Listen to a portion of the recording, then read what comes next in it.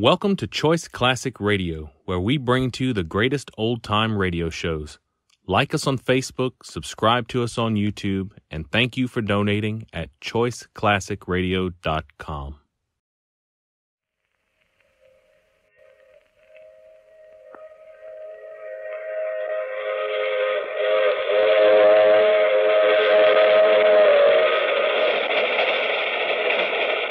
The Mutual Broadcasting System presents The Mysterious Traveler, written, produced, and directed by Robert A. Arthur and David Coben, and starring two of radio's foremost actors, Lawson Zerbe and Frank Silvera, in Hideout.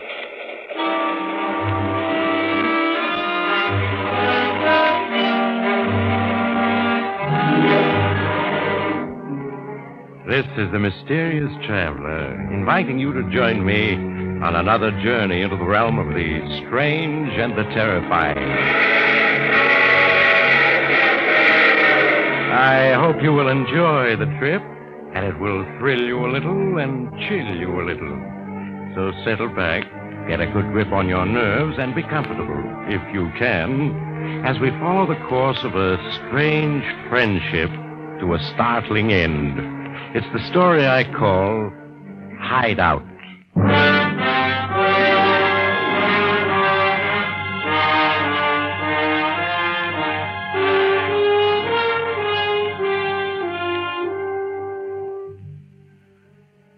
As we begin our story of a friendship that even murder could not destroy, the time is midnight. Somewhere nearby, a tower clock is striking the hour. In the shadows at the mouth of an alley in New York's East Side, a boy is crouching, tense, frightened. Down the deserted street approaches a man, stocky, powerfully built, expensively dressed. As he passes the mouth of the alley, the boy leaps out behind him. All right, mister. Stick 'em up and don't move. Okay. Just take it easy, whoever you are. I never argue with a gun. You better not. Now give me your dough. Yeah, sure. It's in my inside coat pocket. I'll get it out for you and... Take that. Stick me up, will you? I ought to plug you. Come on, stand up. Let me see what you look like. Don't shoot me. I wasn't going to hurt you, honest. Why, it's just a kid, a runt, and trying to hold up Big Ed Jansky himself. You got a lot of nerve, kid. What's your name? What do you care what my name is? Go on, call a cop. You? Oh, I said, what's your name? it's Maxie. Maxie what? Just Maxie. Sometimes the kids call me ugly because I ain't so good looking, see? I'll say you ain't. Where you from, Maxie? Philly. Run away from home, huh? That's my business. You want another slap? So you try to become a stick-up man, huh? What else can you do besides stick-up? Well, I can drive any kind of car. I had a parking lot job once. Drive a car, huh? Well, Maxie, I'll tell you what I'm going to do. I could turn you over to the cops, but I won't. I like your spirit, and I'm going to give you a job instead. What kind of job? You'll be my chauffeur. Most people try to get good-looking chauffeurs, but Big Ed Jansky's going to have the ugliest one anybody ever saw. Gee. Do you really mean it, Mr. Jansky? Sure, I mean it. Now, come on. You'll stay at my place tonight. You're not just kidding me, are you? Nah, I'm not kidding you. But don't ever forget this. You double-cross me, and I'll break every bone in your body. You stick by me, and you're my friend. And I look after my friends. Gee, Mr. Jansky. Now, what are you sniveling for? Oh, it's because except for my brother, I never had a friend before in my life, Mr. Jansky. So Maxie, the kid from Philadelphia, became Big Ed Jansky's private chauffeur. But he kept hoping Big Ed would let him be a full-fledged member of the mob. But Big Ed laughed, told him to wait a while. Until one night when Maxie was driving Big Ed home from a late business conference. Hey, Maxie. Maxie. Yeah, what is it, Mr. Slow Jansky? down a little. You must be doing 70. No, just 68. I guess I forgot again that you don't like to go fast. 50's fast enough for anybody. stepped on a getaway. Oh, sure, Mr. Jansky. Gee, I wish you'd let me drive the getaway car sometime. I bet if I'd been on that hijack last week, Mike and little Willie wouldn't have smashed themselves up dead. The cop shot out a tire. You can't do anything about that when you're hitting 80. Oh, you can if you know how, Mr. Ed. I guess I'm sort of dumb about other things, but I sure do know how to drive. Well, maybe someday I'll let you try your hand and... Hey, Maxie, Yeah, Mr. Ed? that black sedan. How long's it been following us? Oh, about 10 minutes, I guess. I don't like it.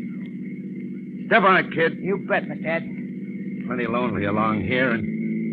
Hey, they're pulling up on us. Step on it, will you, Maxie? Step on it. Gee, Mr. Ed, there's something wrong with the motor. I can't get more than 75 out of her. That's not good enough. They're pulling up fast, and... There, I knocked the rear window out. Now, hold her steady, kid. Give me a chance to aim. I'll hold her, Mr. Ed. I got a headlight. That's all. They're still pulling up. Maxie, can't you get more speed out of this boat? I'm sorry, Mr. Ed. I just can't get her over 75. And you said you could drive. We'll be dead pigeons in another minute. That's a Tommy gun. Yeah, I know, Mr. Ed. What is it, Mr. Ed? They got me, kid. On the shoulder. I can't use my gun anymore. They're pulling up fast, Maxie. Maxie, you've sold us out. You're slowing down on purpose so they can catch us. No, really, I'm not, Mr. Ed. You're lying. If I could use my gun, I'd plug you. You're going to stop the car and let them get me. Oh, no. You watch. They're right behind. They're going to try to pass and then stop us. Now hold tight and watch out. Maxie, you swerved into them. Turned them over. They went into a telephone pole. Yeah, that's a trick. If you swerve just the right second against their front wheels, you can do it every time and not be hurt yourself. Maxie, you're promoted, kid. From now on, you're the mob's official driver. Oh, gee, Mr. Ed. Gee, I don't know what to say. And I thought you was double-crossing me back there. Oh, I wouldn't double-cross you ever, Mr. Ed. You're my friend.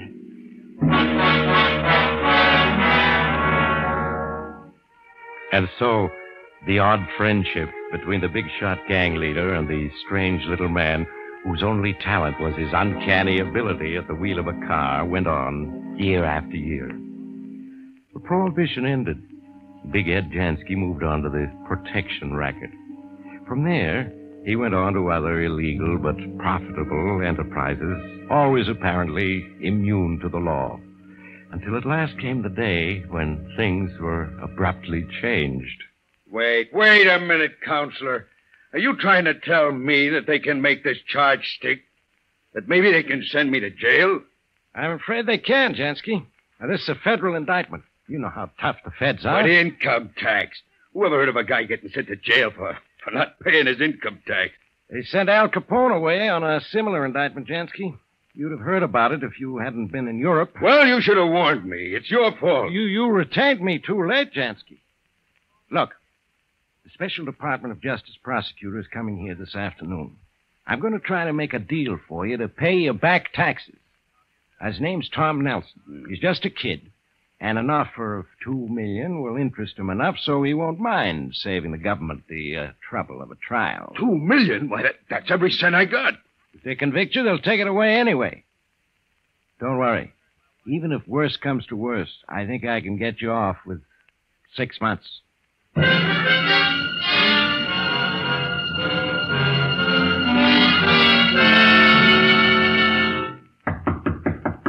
in. Oh, it's you, Maxie. And you sent for me, Mr. Ed? Yeah. Sit down, kid. How long you been with me, Maxie? 13 years? 12 years, 6 months, and 3 days. Since the night you said you'd be my friend. If I stuck by you. You practically got it right down to the minute, haven't you? Ah, yeah. I couldn't ever forget it. Well, you've been with me longer than anybody else, kid. Maybe somebody might come around wanting to ask you questions. Who, Mr. Ed? This special federal prosecutor. You know, the one they appointed a while back, Tom Nelson. You know about him? Oh, yeah, I do. His name's been in the paper lots lately. I read every word. Well, he's trying to send me to Atlanta. Me, Big Ed Jansky, just because I didn't pay income tax. You know, I got a notion to send a rod to bump off this Nelson, just to teach 'em all a lesson. Oh, no, Mr. Ed. No what? Oh, you mustn't have him shot. Then everything would be spoiled. I don't get you, Maxie. Well, I mean, they might catch you and make you burn in the electric chair. Yeah, if they could prove anything. You know, you're right, kid.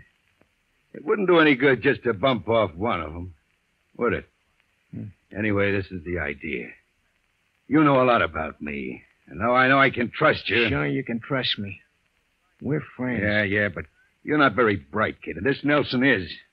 And he might learn things from you without your knowing it. So I want you to stay out of sight until after the trial. Anything you say, Mr. Ed. You remember that farm I bought up in Vermont? Oh, yeah, I remember. Well, you take the little car and drive up there tonight. There's plenty of canned stuff in the cellar. You stay hid there until I send for you. I'll be in the clear again in a month or two. Even if they tag me, it'll only be for 6 months. I'll do just what you say, Mr. Ed. You can trust me for anything.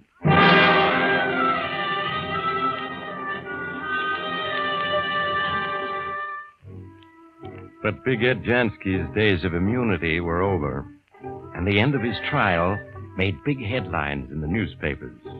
But eventually the news reached even the isolated farm where Maxie waited anxiously. He slowly read the news that told how his boss had been stunned by a 10 to 15-year sentence in Atlanta Penitentiary. How, raging like a maniac, he had leaped at the throat of the special prosecutor, Tom Nelson, screaming that he would kill him if it was his last act. How the guards had pulled him away, handcuffed him, and carried him out of the courtroom, still shouting threats. But when he had finished, Maxie put the paper down, shook his head. Gee, I'm glad he didn't hurt Mr. Nelson. If they put poor Mr. Ed in jail, I gotta go see him. Right away.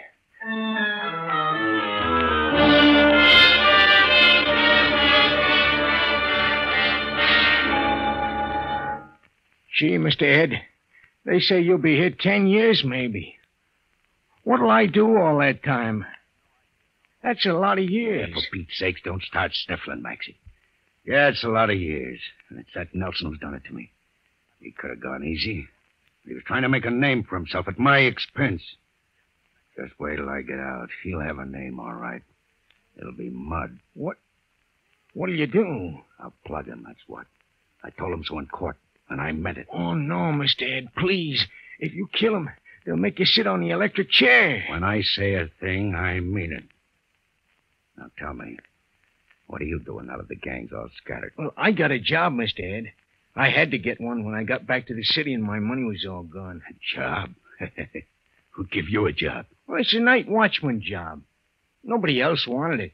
You remember that big apartment house on Riverside Drive? The great big one that never got finished because their builders went broke? Yeah, I know the one. The Outlook House. 40 floors high and never finished inside. Well, it's so lonely and gloomy and so full of rats. Nobody wants to be night watchman, so they gave me the job. Hey, that gives me an idea. Yeah, Mr. Ed? About 8 years from now, figuring time off for good behavior, I'm getting out of here. And when I do, I'll need a friend. Oh, I'll always be your friend. Yeah, I know. So listen. I don't want you to come here again. I don't want you to write. I don't want anybody to know that you know me. You don't? No. Because after I leave stir and do what I said I'm gonna do, I'll need a hideout. So you hang on to that night watchman job, see, Maxie? Sure, Mr. Ed. And when the night comes that I knock on the door, you have a hiding place all ready for me, understand? Uh-huh. Have a hideout where the cops will never find Big Ed Jansky.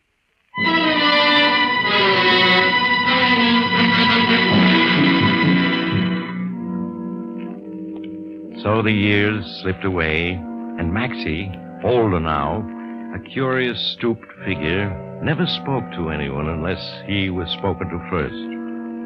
He went about his rounds as night watchman in the still, empty, and unfinished Outlook House, 40 stories high, with 500 empty, echoing rooms where the rats squeaked and scampered. Finally, the day came. Big Ed Jansky was released, forgotten by everyone, except Maxie. Now Big Ed Jansky had made a promise. He hadn't forgotten it. So the evening of his return to the city, he was waiting in a darkened room for the door to open and admit the man he had sworn to kill.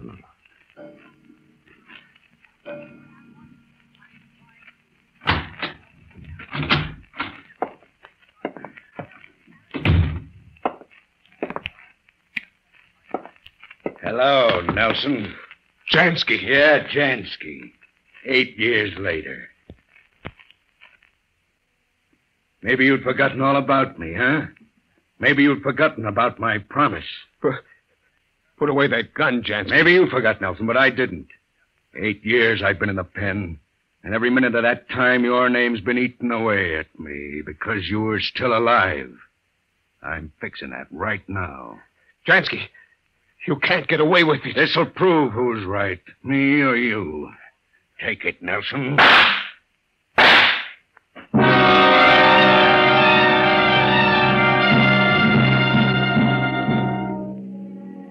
Again, the name of Big Ed Jansky was in the papers in big black headlines. Special prosecutor killed. Police hunt released convict in murder of crime fighter. And as the headlines blazed their news, Maxie shuffled through the empty corridors of the Outlook House, making his rounds. Well, that's the last station for this round. So I guess we better go down and see if Mr. Ed's come yet. Come on, Gray Whiskers. Yeah, you don't know Mr. Ed Gray Whiskers, but he's my friend. He's the only friend I ever had. Now, we'll go downstairs to the back door and wait for him. He may get here any minute now. You remember? I told you lots about Mr. Ed, just like I told you about Pop and Mom and my kid brother and how good he's been doing since he got out of college. Sure, I knew you remembered. Well, Mr. Ed is coming here to hide out from the police. You know, he killed somebody, so he has to hide out, or they'll catch him and they put him in the electric chair. We're friends, so I have to help him. I wish he hadn't done it, though. I do wish he hadn't. Oh, there he is now. He's here. Maxie! I'm coming, Mr. Ed. I'm coming. Maxie! Here I am, Mr. Ed. Come in, Mr. Ed, quick, huh? All right, I'm in. Get the door shut. All right. Better. Well, Maxie, here I am at last. Aren't you going to say hello? That is, I surprise you too much. Oh, no, Mr. Ed. I read about it in the papers. Then you knew I'd be around. Well, what about it? You got a hideout fixed up for me? Oh, yeah, Mr. Ed, but... Gee, I wish I hadn't done it. Don't start that now. Nelson had it coming to him, and he got it. Just show me to the hideout. The cops are after me. But if I can lay low for a week, I'll be free as air. I got pals to prove I was in Chicago the whole time. All right, Mr. Ed. Hey, are we alone here in this 40-story joint? All alone. It's just you and me and 500 empty rooms. Just follow after me now, and I'll show you the hideout I got fixed up. Hey, what a joint. A grave would be cozier.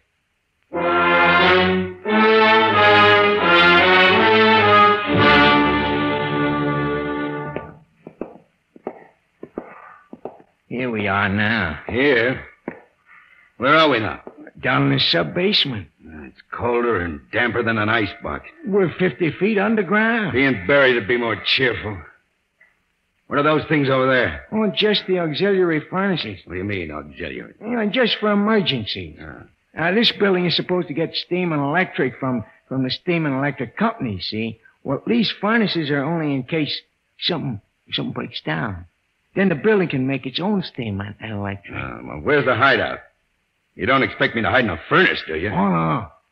Right here, see? Now, these are the doors to the coal bin. They wind up like this.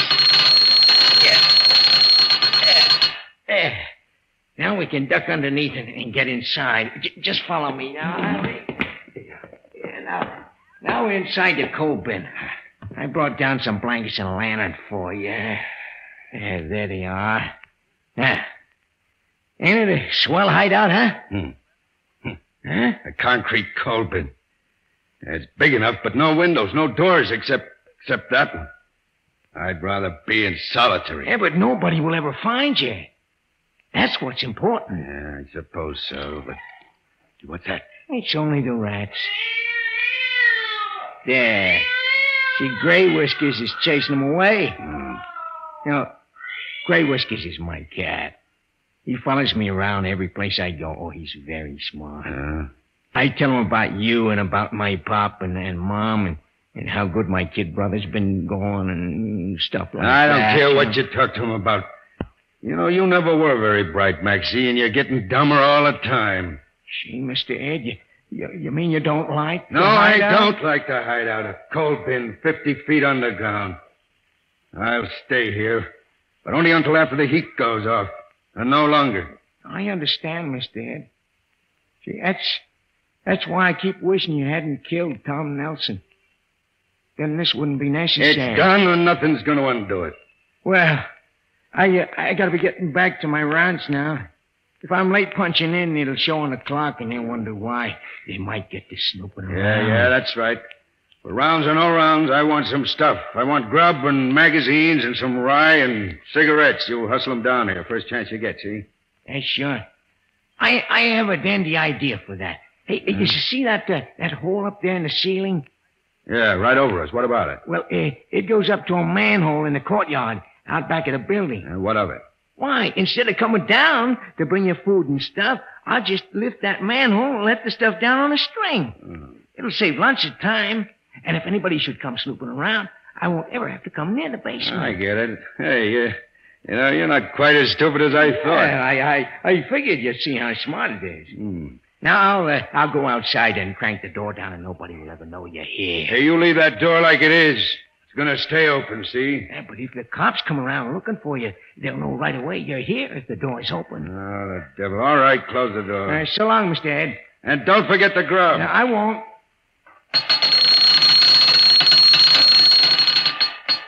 There. I've closed it all but an inch. I'll get your stuff at midnight, Mr. Ed.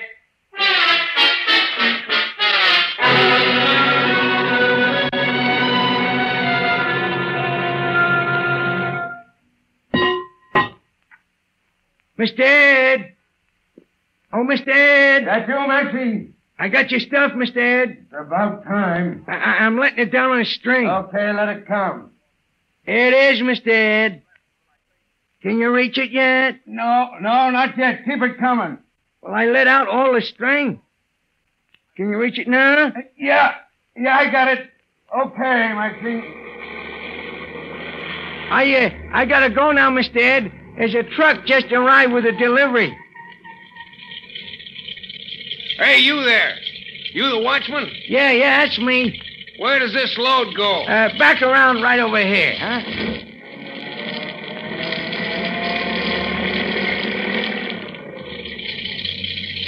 That got it? Yeah, that's fine. Yeah, we gotta make this snappy. There's another load of coal coming right after me, and they'll keep coming until daylight. We gotta finish delivery before the daytime traffic starts. Yeah, I understand. I got the manhole open for you. Oh, good. All right, now we'll put the coal chute in place. There. That's got it. Now to crank up the body and let old man Gravity do his stuff.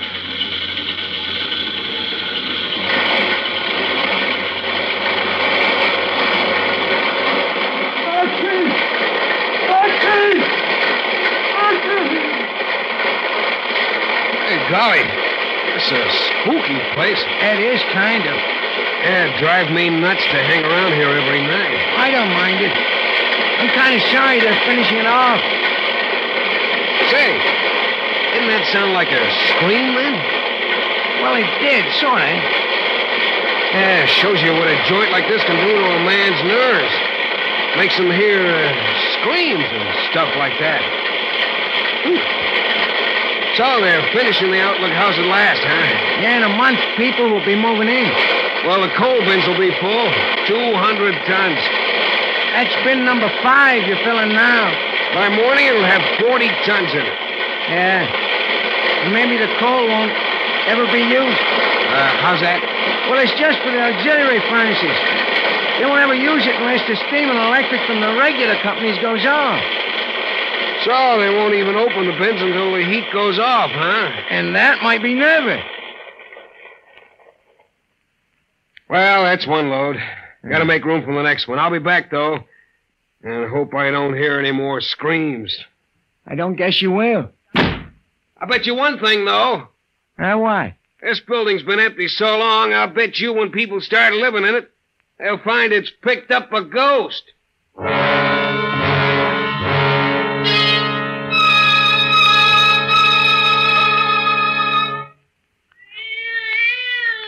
Is that you, Gray Whiskers? Hey, what's the matter? You ought to be in bed. It's almost morning now, and all the coal bins are full up. Bin number 5 is full to the top. And Mr. Ed is down underneath 40 tons of coal, where the police won't ever find him. He was my friend. The only friend I ever had. I had to help him hide out when the cops were after him, didn't I? But I wish it could have been different. If only Mr. Ed hadn't shot Tom Nelson. Because what I couldn't tell him, what I didn't ever want anybody to know, was that Tom Nelson was my kid brother.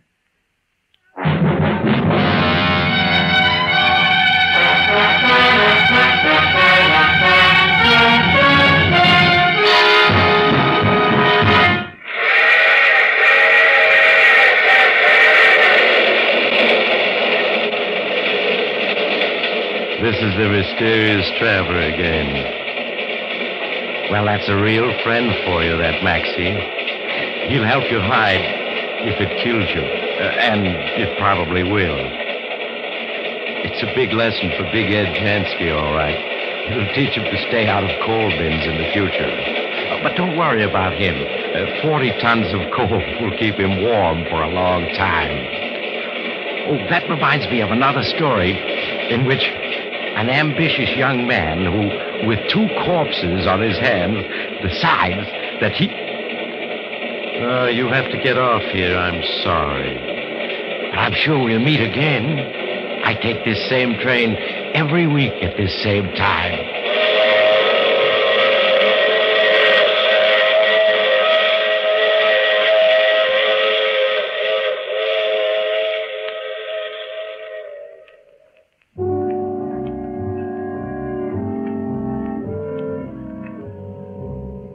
You have just heard The Mysterious Traveler.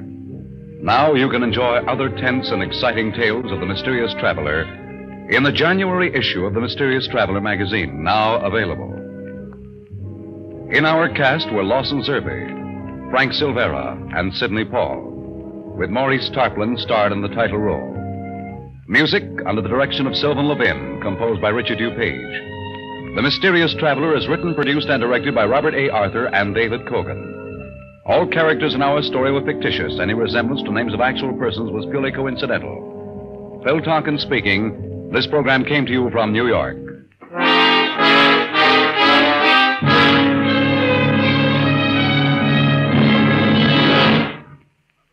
Pardon us, but your shadow is showing. Yes, your shadow, my shadow, and everyone's shadow is showing over most of these same mutual stations every Sunday, showing outstanding mystery entertainment. This is the Mutual Broadcasting System.